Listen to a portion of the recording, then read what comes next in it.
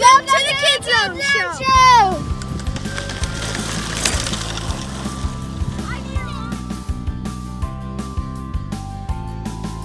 Don't let anyone look down on you because you're young. Set an example for the believers in speech, in life, in love, in faith, in purity. 1 Timothy 4:12. Last week on the KidZone Show, we looked at the miracle Jesus did to give glory to God in John chapter 6. And we explore how we can do amazing things for God. And miracles always point to Jesus and reveal that we can trust Him because He is faithful. It feels like summer is here. And when I think of summer, I think of KidZone Fun Camp. Now, it doesn't look like we're going to have our typical KidZone Fun Camp like usual, with lots of kids running around having a whole lot of fun, but we can still have fun. We have some new options. We will create what we like to call KidZone Fun Camp online. And so each day, kids can tune into YouTube and watch a special episode of the KidZone Show. Each kid will also have the opportunity to pick up a special Fun Camp box. And in this box are going to be all the supplies they need for the whole week. So there's a couple different ways you can do KidZone Fun Camp. One way is you get the box, you watch the videos each day, and you enjoy your morning. Another option would be is you get the box, you enjoy the videos, maybe in the evening as an entire family. Another way would be that you get 1 or 2 or even 3 boxes and you have a friend join you each day for the week.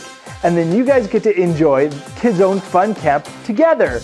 KidZone Fun Camp online videos will be available starting July 20th and will be released each day for the Monday through Friday. However, you can do 1 a week, you can do 1 every couple of days, or you can do 5 days in a row. It's all up to you. Registration will be online for KidZone Fun Camp starting June 15th. Every day is full of choices, and sometimes I have to make a choice very quickly. There's no time to think about it. Hockey players, like so many other athletes, spend so much time practicing so that when it's time to get out on the ice, all that practice has hopefully turned into some instinct. You usually don't have time to think. When someone passes you the puck in the game, that's a bad time to learn how to skate, isn't it? In everyday life, how can I know what to do? How do I make the right choices? King Solomon knew what to do because he turned to God. God helped him make good choices. God can help you make good choices too. What could you use God's help for this week?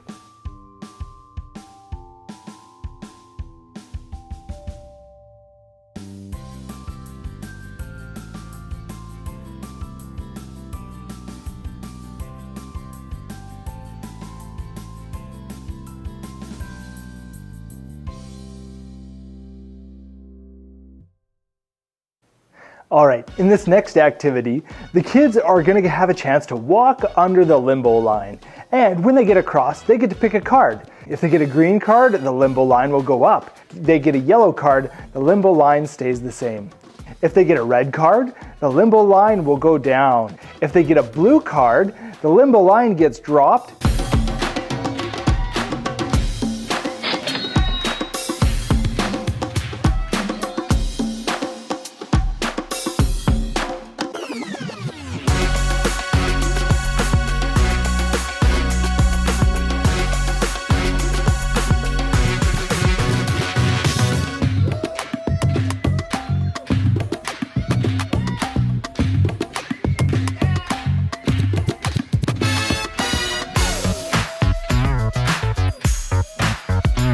So in that last activity, their actions actually impacted the people around them. And that's what happens to us often. Our actions impact others. That makes it even more important that we seek God's wisdom in how we can walk with Him and how we can be wise in all that we do.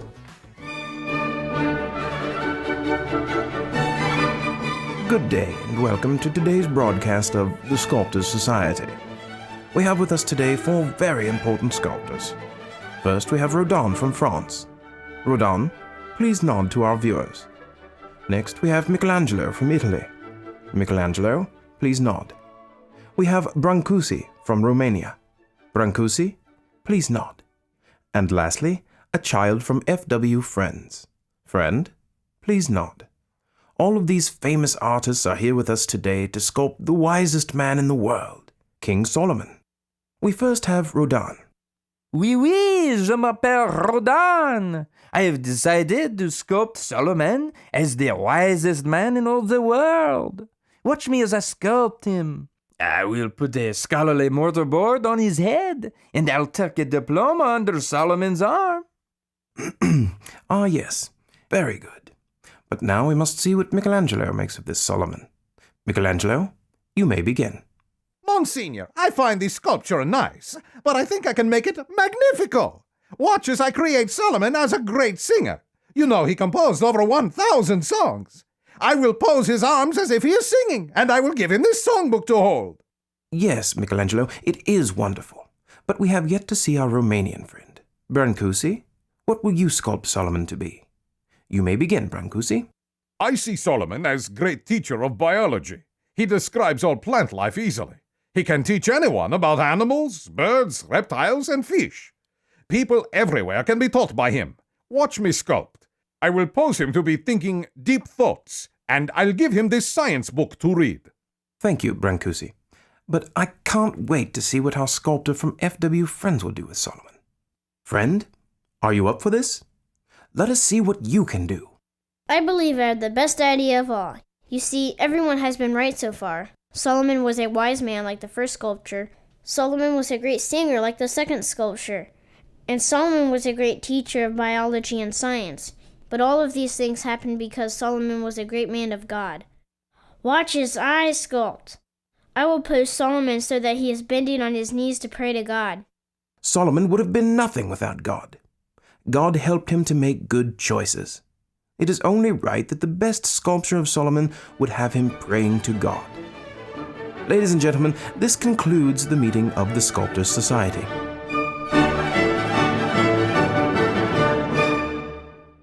The fear of the Lord is the beginning of wisdom, and the knowledge of the Holy One is understanding.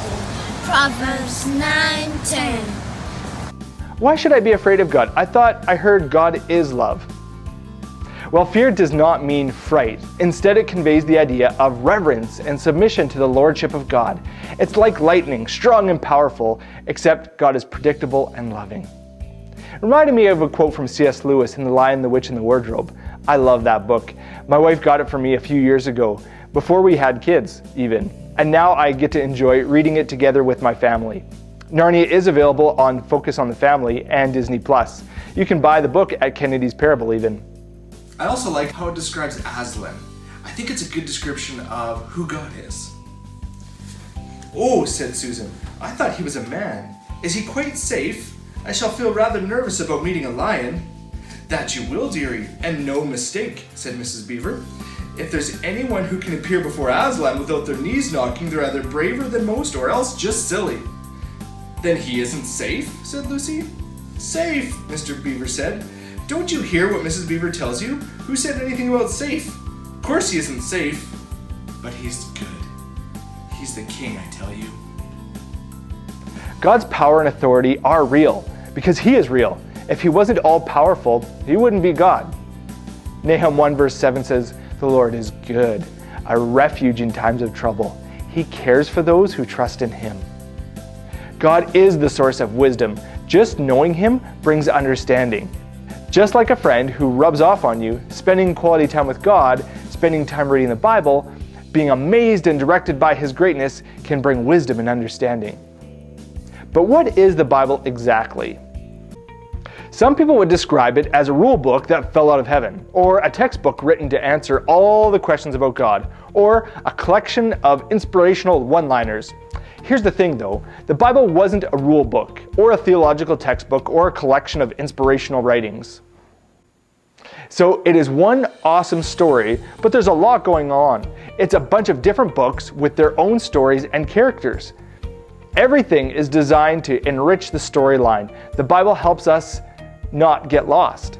There are also important themes repeated throughout the Bible. A big theme is God's covenant or promises with the people, and the hope of a hero who will defeat evil. Reading the Bible, it takes work sometimes. It's not a book that gives you all the right answers right away. The Bible takes you on a journey. and I love journeys. Where's your favorite place to go on a journey?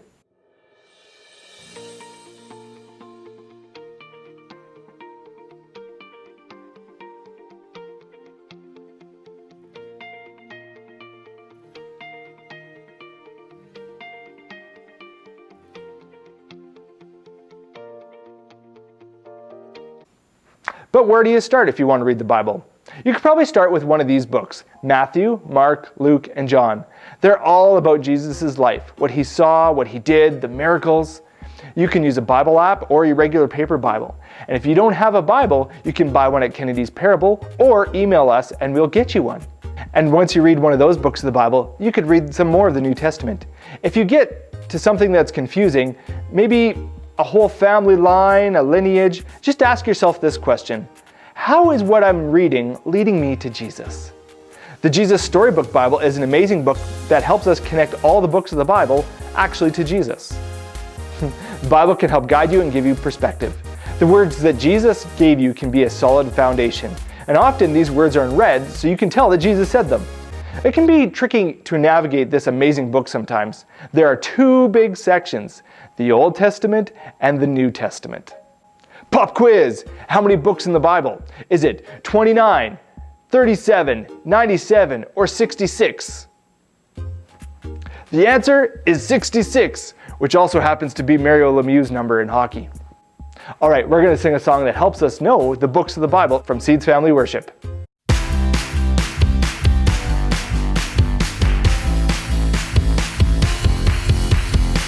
Genesis, Exodus, Leviticus, Numbers, Deuteronomy, Joshua, Judges, Ruth, 1st and 2nd Samuel, Kings and Chronicles, Ezra, Nehemiah, Esther, and Job, Psalms and Proverbs, Ecclesiastes, and the Song of Solomon.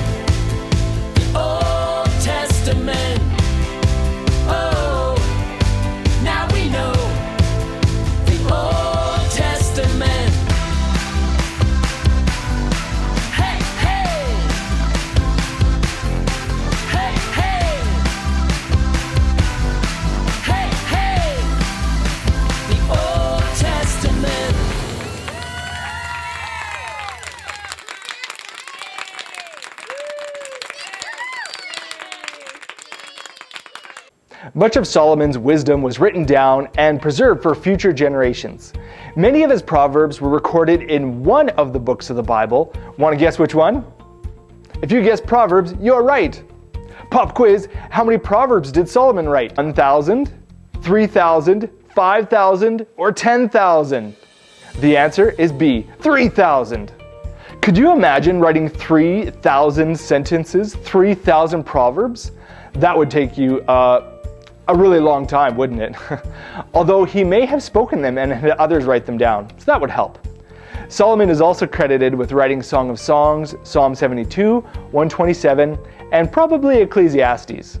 The Proverbs of Solomon, son of David, king of Israel, for gaining wisdom and instruction, for understanding words of insight, for receiving instruction in prudent behavior, doing what is right and just and fair, for giving prudence to those who are simple, knowledge and discretion to the young. Let the wise listen and add to their learning, and let the discerning get guidance. For understanding proverbs and parables, the sayings and riddles of the wise. The fear of the Lord is the beginning of knowledge, and the fools despise wisdom and instruction. Proverbs 1 verses 1 to 7 is something of an introduction to the book of Proverbs, describing its purpose and theme. Solomon's Proverbs were not written as a showcase for his wisdom. Rather, they were written for the reasons that are stated in verses 2 to 4. Solomon wrote so that God's people would be able to live better lives before God. Wisdom is a key theme in the book of Proverbs. In fact, the word occurs a lot. Pop quiz, how many times do you think the word wisdom occurs in the book of Proverbs? Was it A, 22, B, 33, C, 51, or D, 71? The answer is C, 51. Also, all the options were important streets in Saskatoon. Wisdom is a road that leads us to God. In the Bible, the word wisdom carries the idea of skill. Throughout the Old Testament, the same word is used to describe the skill of a craftsman. As used in Proverbs, however, wisdom also includes the concept of living skillfully according to God's plan, thereby avoiding moral failings. There is an even more overarching theme that is introduced in Proverbs. In 1 verse 7, the fear of the Lord is the beginning of knowledge.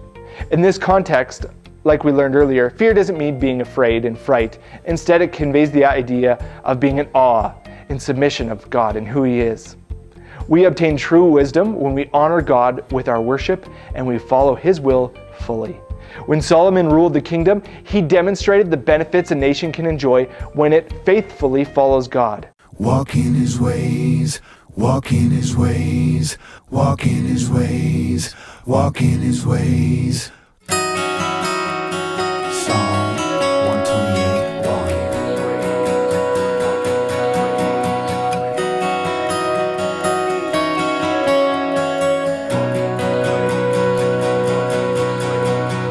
Blessed are all who fear the Lord, who walk in His ways, walk in His ways. Blessed are all who fear the Lord, who walk in His ways, walk in His ways. Blessed are all who fear the Lord. Blessed are all who fear the Lord. Blessed are all who fear the Lord, who walk in His ways. Blessed are all who fear the Lord. Blessed are all who fear the Lord. Blessed are all who fear the Lord.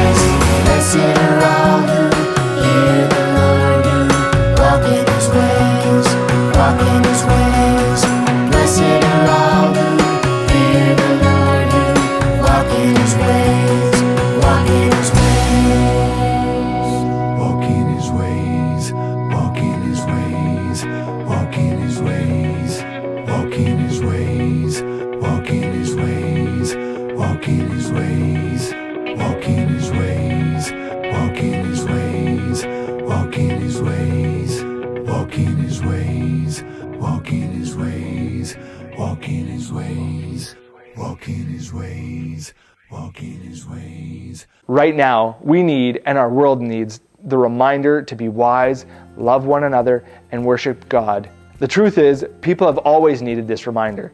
There hasn't ever been a time that we've actually experienced world peace. But there is hope. We can have peace with God.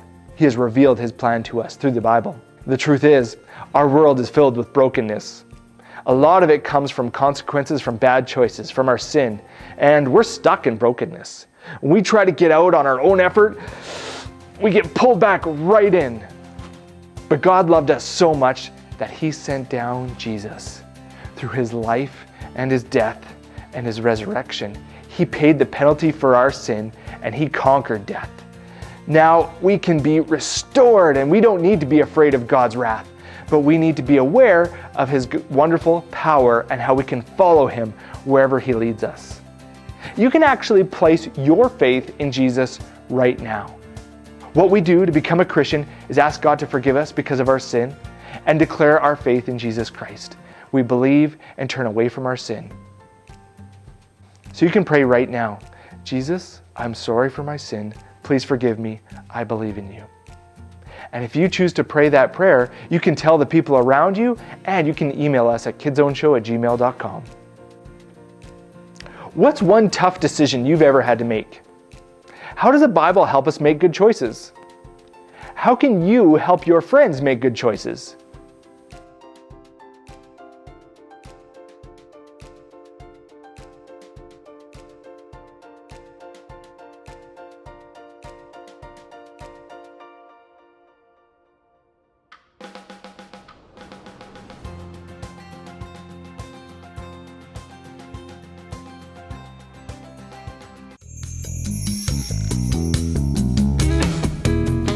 Welcome to the Dr. Soul Call-In Show. I'm Dr. Soul, and for the next few minutes, we'll be taking in y'all's calls and handing out some wise advice. Go ahead, caller. Hi, Dr. Soul. My name is Kenya. The 4th grade field day is coming up, and last week I promised my friend Lisa I'd be on her relay team, even though she and the other girls on the team are not very good at sports. Lisa was so excited when I said yes, because, see, I'm a pretty good runner. But a few days later, 2 of the fastest guys in school asked me to be on their relay team. I told the guys I'd be on their team instead of Lisa's. Now what do I tell Lisa? Uh-oh, listeners. Sounds like Kenya's run into some problems, all right. And you're holding the microphone now. So can you help her make a good choice? We're back with the Dr. Soul Call-In Show, and we've got Madeline on the phone. I just had my birthday, and my little brother Jack's birthday is a few weeks after mine. Every year, my aunt makes a special trip to come see me and bring me a present. But almost every year, she doesn't do anything for Jack. I don't know if she forgets or what. I really feel bad for Jack. Is there something I can do? Wow, that's a tough one, Madeline. Listeners, Madeline made her call. Now you guys make yours.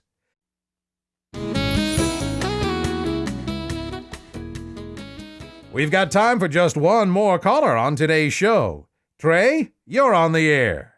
It's not fair, Dr. Soul. My sister doesn't have to do as many chores as me, and I want to know what to do about it. My parents don't seem to think there's a problem, but I bet I do twice as much work as Tiffany. Shouldn't we all have the same amount of chores to do? I don't think Mom and Dad realize I do all the work. How can I convince my parents to be more fair? Okay, friends, give Trey some advice. That's all the time we have for today, folks. Signing off, this is Dr. Soul. Take this wise guy's advice and remember that the best choice you'll ever make is the one you make for Jesus.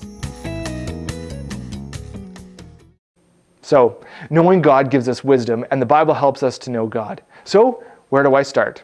Well, we could start with Solomon's book, Proverbs. There are 31 Proverbs. You could read one each day.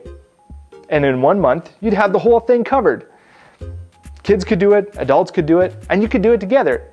And as you do, ask yourself, how can I use the wisdom in this proverb? You could also start with one of these books, Matthew, Mark, Luke, and John. They're all about Jesus' life, what he saw, what he did, his miracles. Maybe you want to read some more of the New Testament. I like 1 John. It seems to have a lot crammed in just a few chapters. Thank you for watching and like the video. Friends, let's have a great day. Remember that God and the Bible can help us make wise choices. Let's roll.